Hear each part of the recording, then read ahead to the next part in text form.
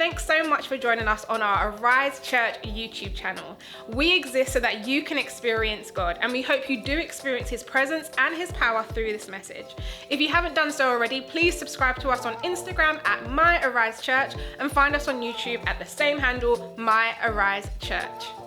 Well, we're going to continue this morning in our series, The Summer in the Psalms. And I know Pastor Kieran did an incredible job last week. Did you enjoy Pastor Kieran? Yeah.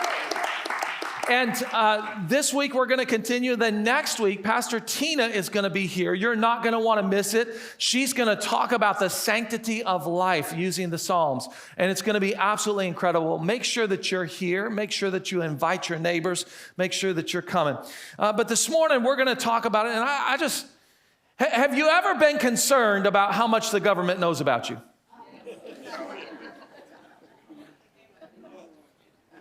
Let me ask another question. Have you ever been concerned about how much social media knows about you?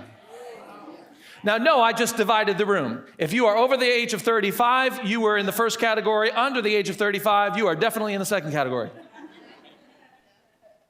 It's funny, we were, in 2019, Arise launched a daycare, and it's since shut down. We didn't make it through COVID, and we had to shut it down, but we hired a young lady. Her name was Nicolette. And she was our director for the daycare.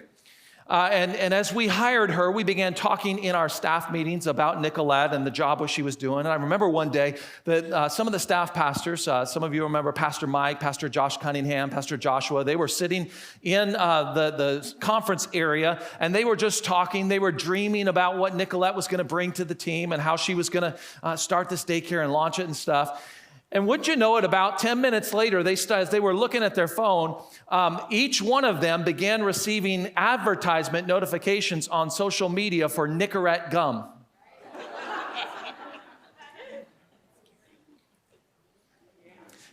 Now, to a person, they were stunned. One of them found it. They go, guys, I think it was Pastor Mike that found it first. He goes, hey, y'all, I've never smoked a day in my life.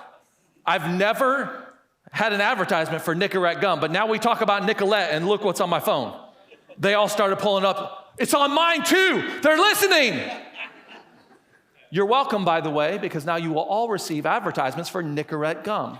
If you're smoking or struggling with smoking, that can help. No, I'm just kidding. God can set you free.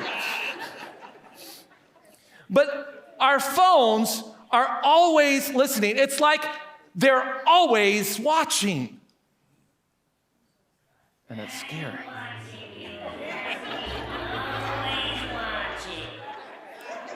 And no one likes a know-it-all, do we? We didn't like the kid. You know that one kid, the kid in the class that had all the answers, and every time the teacher would start asking the question, how? Nobody likes that, especially when they get it all right. You know, have you ever been faced with that? Have you ever been faced with someone or something that may have way too much power? Maybe someone or something that knows a whole lot too much about you. Okay, well, we have marital counseling for that, my brother. I think we'll have a marriage conference coming up next year. As long as you don't say it to this next one, because do you know somebody who's just there a little bit too much? We all have that crazy uncle, right, who shows up every Thanksgiving, who you're just like, would you please just not come this year? Please just not come this year. It's really hard sometimes to trust anyone else with one of those three things, knowing too much power, or being there too much. Especially with this knowledge thing, it's hard to trust them, because what if I knew all that stuff? What if I knew how much everybody in this room made? What if you did? What if you knew what everybody's greatest fear was? Oh, I know what I would do. I am the guy who bought plastic roaches to hide under my little brother's pillow at night because he was afraid of roaches. I am the guy. The big palmetto bugs. So like you get to about 8:30 and he's just stretching out in his bed, and all of a sudden you hear, ah! Because he found that palmetto bug, that plastic roach. I am the guy who wanted to go to Jurassic Park as many times as I possibly could when it came out with my friends, because I would sit behind the girls and time the jump scares. And all I had to do is just go like this, right at the right time. And they're like, ah! What would you do if you knew somebody's greatest fear? What would you do if you knew what their biggest temptation was? How about the biggest mistake they ever made? What about what struggle their marriage was going through right now? What fight they had with their kids? Or maybe what their boss wrote on their last review as their biggest weakness at job.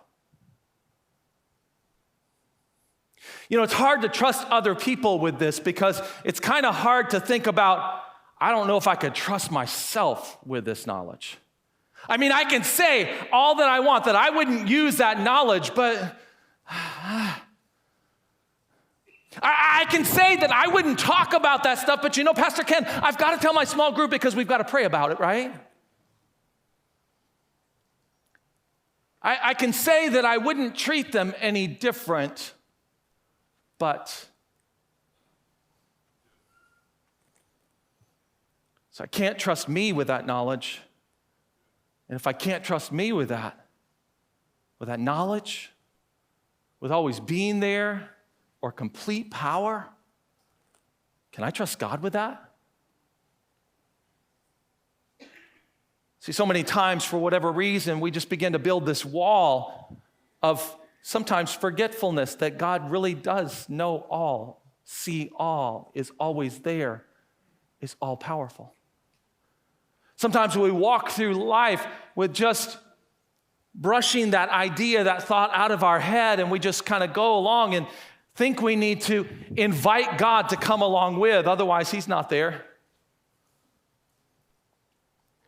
Maybe you've made the statement, well, I need to go tell God, so maybe he can go do something.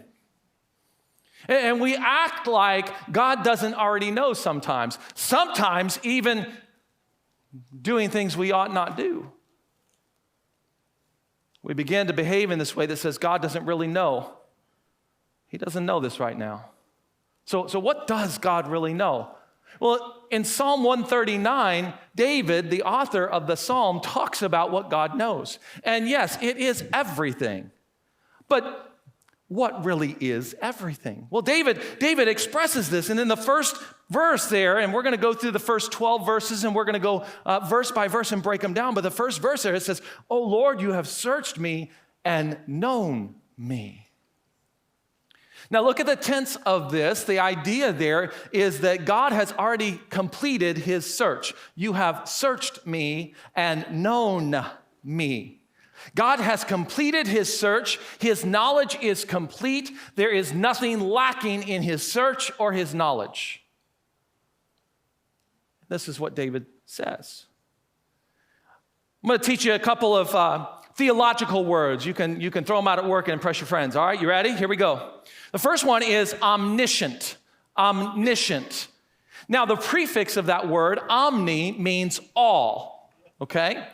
The shint part of that word, be careful saying that too much. The shint part of that word is almost, it's a derivative of the word science. It's knowledge, okay? The meaning of it is knowledge. So all knowledge. God is omniscient. He knows everything. God knows everything. In fact, he knows our every move. David says it like this: you know when I sit down and when I rise up. The idea there is God knows us from the beginning of the day until the end of the day.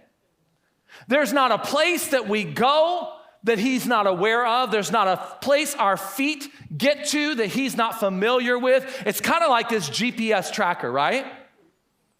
Now, when my daughter was 15, we went to Hawaii for her 16th birthday. She was 15 or 16. We went to Hawaii for her 16th birthday. And we went to this resort. It was a large resort. And they decided, my daughter and her friend decided that they were going to go to a teen hangout. Okay? Now, my cousin was along with us, and he looked at me and he said, "Have you ever heard of Friend Finder?" And I said, "No, what's that?" Well, you may be familiar with that if you have an Apple phone because Apple bought that app and it's called Find My right now, okay? And he told me what it was. He said, well, if both of you put this app on your phone and then you make yourself friends, then you can see her location and her every move.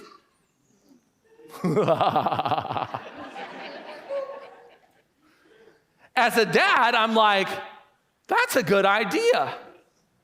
As a daughter, my daughter was like, you're going to do what? You're going to put what on my phone? We even had to go so far as to remind her, baby, we pay the bill, so technically the phone is ours. We can put whatever we want on it. By the way, teenager, if you're sitting in the room and mom and dad pay your cell phone bill, it's theirs. Just saying. That one's free. It's theirs. They can check it whenever they want. They can put whatever they want. It's theirs. Till you pay your own, it ain't yours. That's just a free one. Mom, Dad, you can pay me later. So my daughter, in that moment, had to make a decision. Do I take this little device that has been a lifeline to me to connect with my friends, to record pictures and videos and memories? Do I take it with me and allow my parents to know everywhere I go, or do I just take this thing and throw it in the toilet and miss out on that? Now, she chose to take it with her because it was too important. Sometimes we don't want to be tracked because we don't want people to know where we're going, do we?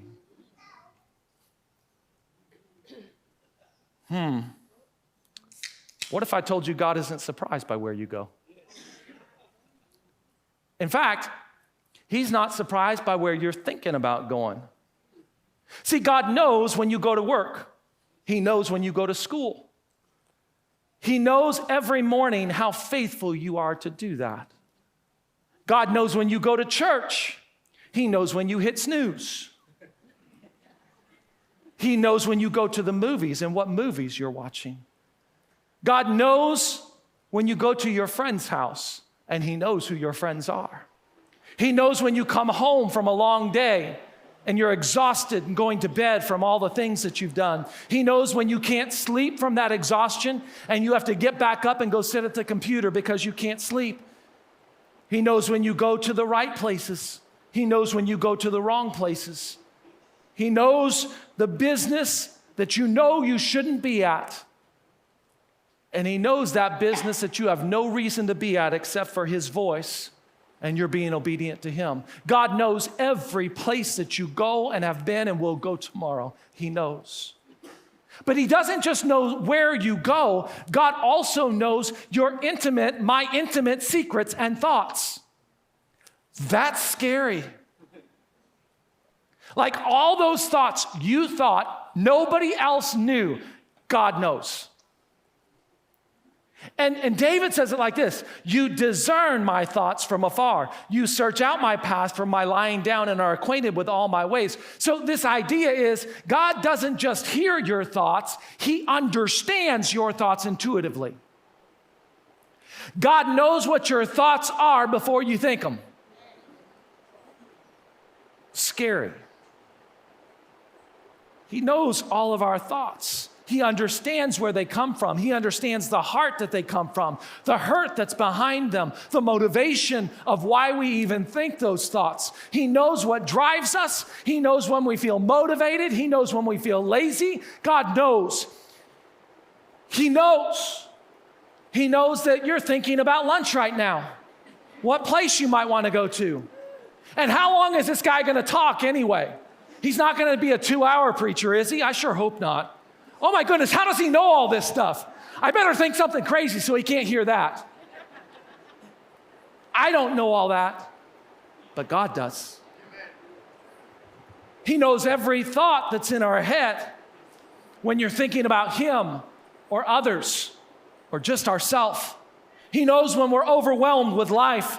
He knows when there's just too much to even think about. He knows when you think about going and winning at life. He knows when you think you're going to lose at life. God knows. He knows when you think you've made a good decision, but He also knows when you think you've made a bad decision. He knows when you think about things that are pure. And he knows when you think about things that are purely evil. See, God knows everywhere you go. He knows all of our intimate secrets and our thoughts. But the scripture also tells us that he knows our words before we even say them. Verse 4 says, even before a word is on my tongue, behold, O Lord, you know it all together. God knows our words before they even come out of our mouth. Wow. So he knows the kind word that you said to someone who is struggling with their self-esteem. He knows. Now, you may think that nobody else saw that good deed, but God knows. God knows how you had two thoughts about that annoying person who talked and talked and talked, not the preacher, and how you made that loving thought win. He knows the words of praise for your boss, who doesn't always deserve it. No amens, Pastor Johnny. He knows the words of gossip when the thought crossed your mind that you shouldn't gossip. He knows the cutting words that we spoke to our child this morning. He knows the complaining and critical words that we spoke to our husband, or the degrading words that we spoke to our wife.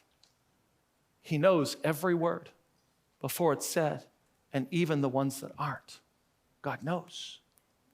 See, God knows our actions, every step we're going to take, every move that we make. He knows the secrets and thoughts in our mind. He knows the words before we even get there and before we even talk about them. He knows us so well, he surrounds us with his knowledge. David said it like this, you hem me in behind and before, you lay your hand upon me. See, God, the way David describes it, though, it's not a bad thing. God's knowledge of us is before us, it's behind us, it's all around us. God knows every step of our future, every step of our past. God knows. But it's not a bad thing. So often we treat it like it's a bad thing. But understand that David's mind, in his mind, there's protection in God knowing. There's protection for us in God knowing all of our steps, all of our future. I mean, how many of us have gone and lost our keys in an inopportune moment, and we're going to be late, and we're looking all over. We look at the 5 places that we put it, and it's not there. We call our wife, Madonna, where'd you put my keys? She says, I didn't touch them. I know somebody moved them. I know somebody moved them. And finally, after about 10 minutes, I find them in a place where I remember that I was the one who put them there. I get in my car, start driving down 60, and wouldn't you know it, I come across an accident that just happened about 7 or 8 minutes ago. God knew our behind and our before. Sometimes the very things that we blame on others, that we blame on forgetfulness, I believe sometimes those are the Lord's providence. He knows our behind and before. There's protection in that. So that means no trouble can come to you without God knowing. No trial, no difficulty can come at you without God knowing. No temptation can come at you without God knowing. There's a protection there of God knowing. God knows. But there's also an acceptance in God's all-knowing. See, it hems us in. It's like a wet blanket that we put around ourselves, God knowing. And guess what? There's an acceptance in that. Because let me tell you, you think that you may have hid that thing from everybody in your life, but God knows. And guess what? He loves you. He loves you. There's an acceptance in God knowing. See, here's the thing.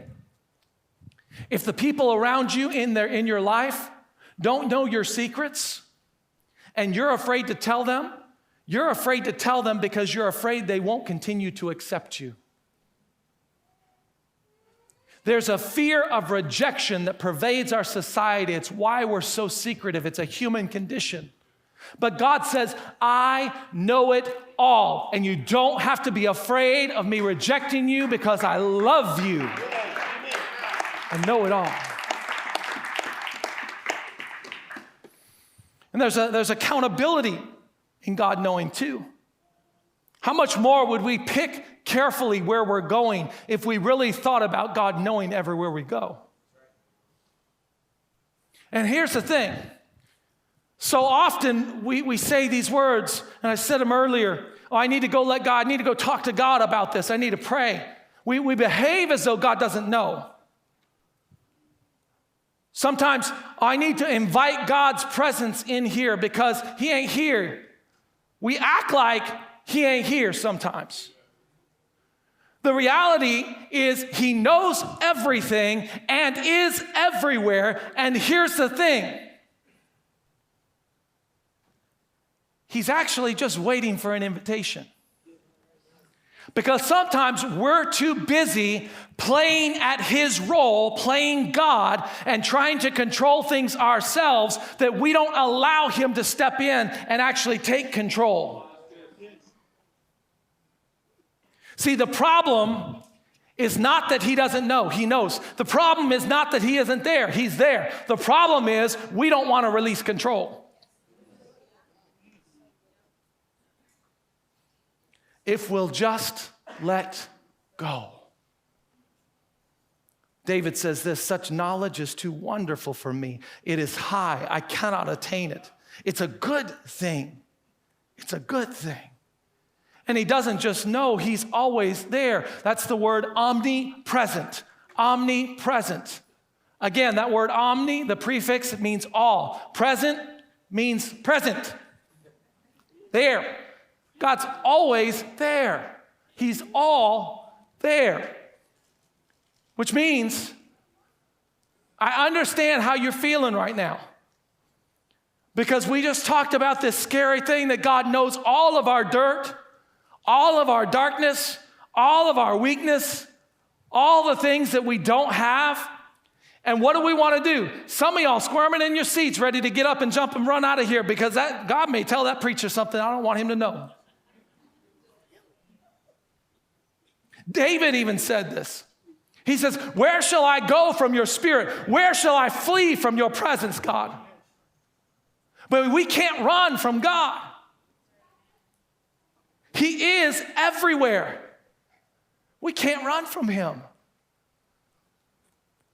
We can't hide from him. There are these moments, though, where it almost feels like I'm being followed. I've done something that I don't want anybody to know about. I'm embarrassed. Man, I just want to get away.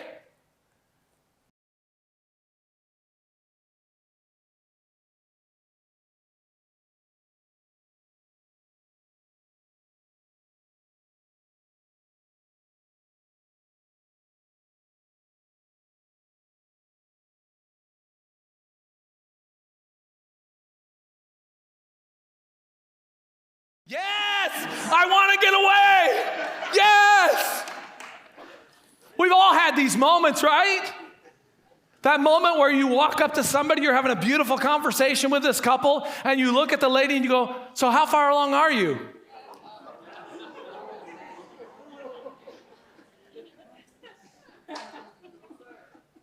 By the way, don't ever ask that question until a woman says, I'm pregnant. At that point, it's okay to ask how far along she is. At no other point is it okay to ask that. I'm just saying this for all of us men in the room who have not slipped up and made that mistake. We've had these moments. I've had them where I walk up to somebody on Main Street and ask, are you a first-time guest? No, Pastor, I've been coming for a year now. I'm sorry, we're in 3 services and we have about 1,000 people who attend. I'm sorry. We have these moments where we're embarrassed, and just like David, we want to get away, we want to run, we want to get out. But you know what? God is there. We can't run from him. But he's not just there in those embarrassing moments. God's there in the good moments. God's there when you got a raise. Guess what? He saw you and he says, I'm proud of you too. God was there. God was there when you refused to respond to somebody who flirted with you. God was there. God was there when you shut down gossip. He was there. He said, well done. God was there when you won that game. But God was also there when you lost it. God was there when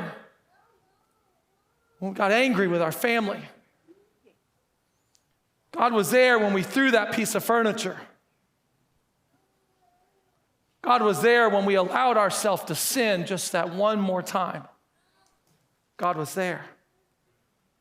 See, his presence is there even in the extremes. David says it like this: if I ascend to heaven, you are there. If I make my bed in Sheol, you are there. That word Sheol literally means the grave or in the earth, deep in the earth. It's another word that was used for hell. David is saying, no matter where I go, if I go to heaven, hell, if I'm in the ground, dead and buried, no matter where I go, God's presence is there. Even in the extremes of our life, he's with you when you lose a loved one. God's there with you. I know it doesn't feel like it. God is there with you when your spouse walks out of that door with their bags packed and you know that that may be the last time that you see them. God is there with you.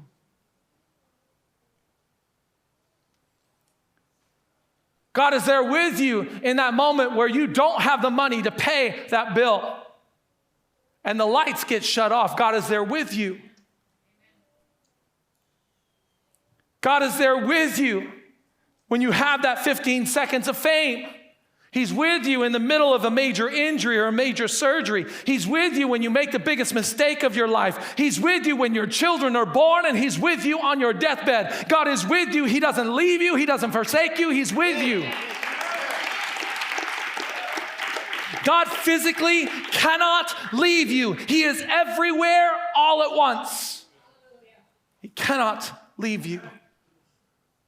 David said it like this: if I take the wings of the morning and dwell in the uttermost parts of the sea. Basically, he's saying, I can run super fast. I can go to a place that nobody knows about. Still, God is with me.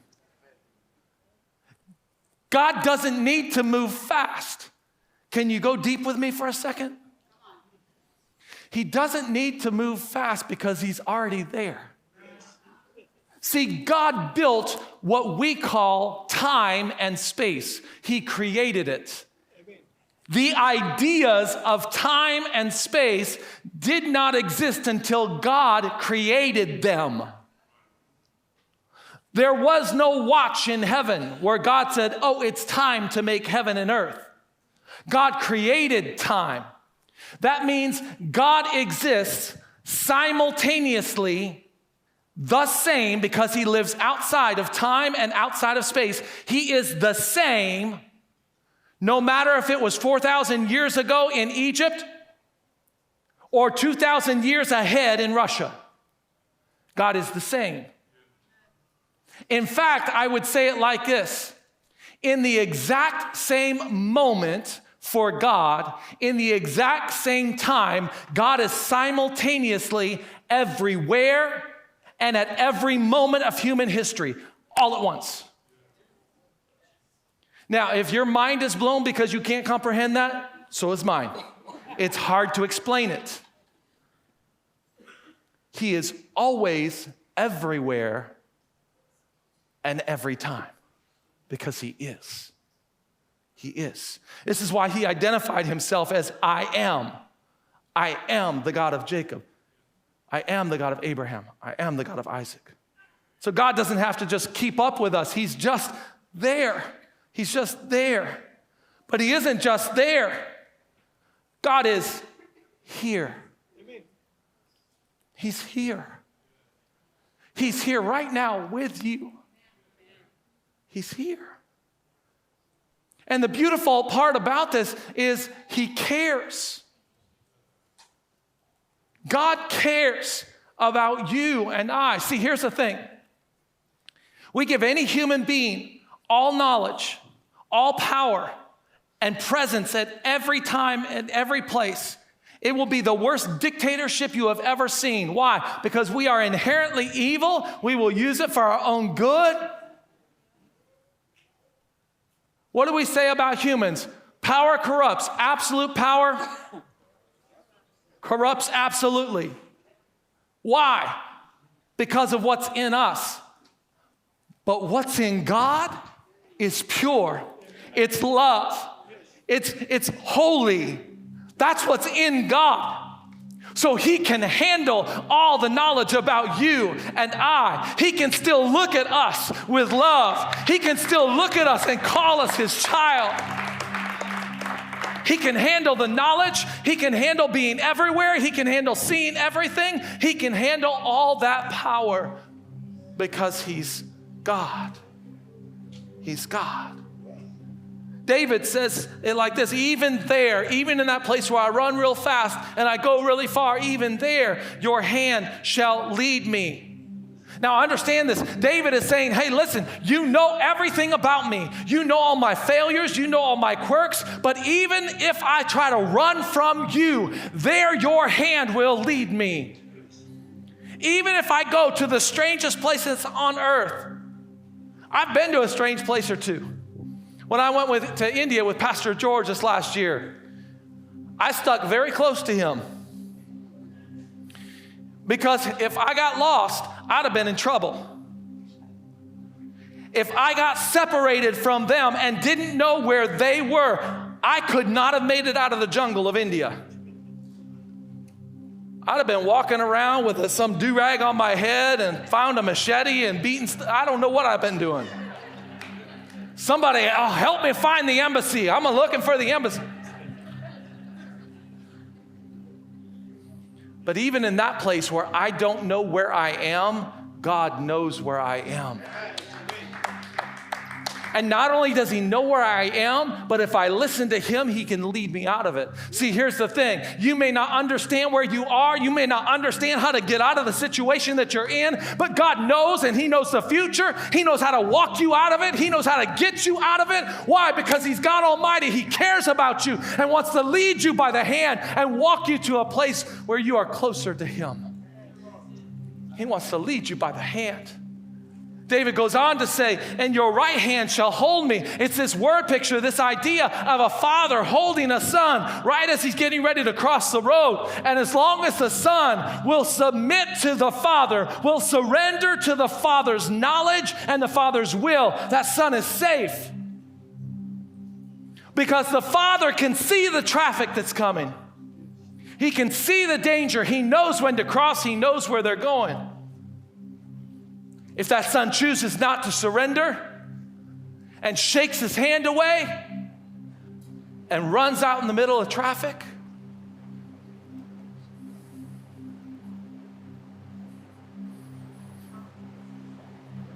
but see, God cares. God's holding you with his strong right hand, which is this other omni word, this omnipotent.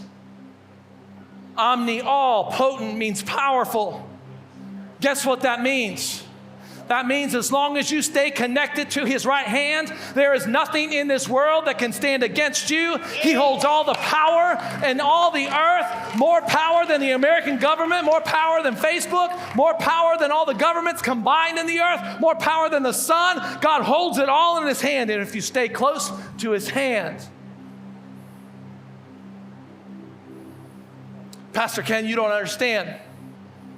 You don't understand the mess that I've gotten myself into. You don't understand because it looks bad around me, Pastor Ken. It looks bad. It looks really dark. It looks bad. Yeah, I do. And so did David. He said this, he said, if I say, surely the darkness shall cover me and the light about me be night, even the darkness is not dark to you.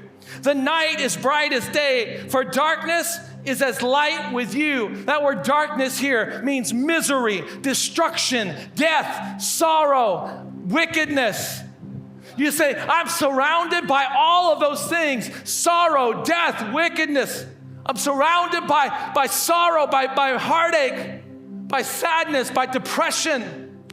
It's so dark here, I can't find my way out. I can't see. Guess what? The darkness that you can't see in looks just like a bright day to God. It doesn't scare him.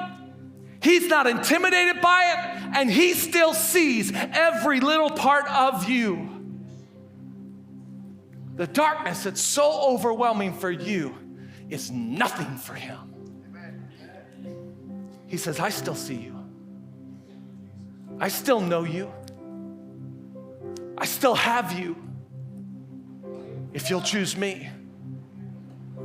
I'm still calling you because I love you. I'm not willing to leave you in that darkness. I don't want you to stay in that darkness. I love you and I want you to come out, is what he's saying. See, it brings us to a choice. This idea that God knows everything. He's always there. And he cares. He has a power to do something. It screams at us. What are we going to do with that? What are we going to do with our junk? Are we going to hold on to it and keep trying to play God? Keep trying to do his role in this? Or do we surrender? See, surrender, that idea can come from one of two things. Surrender will either come because you're overpowered, or surrender will come because you choose to trust. And this morning, God's inviting us. Don't wait till you're overpowered. Don't wait until you run out of every option. But step in and trust him now. Step in and give it to him now. Come on. God is doing so much here at Arise Church, and we want you to be a part of it. Stay connected with us on our YouTube channel, Facebook, and Instagram, and wherever you can find us online at My Arise Church, and we'll see you next week.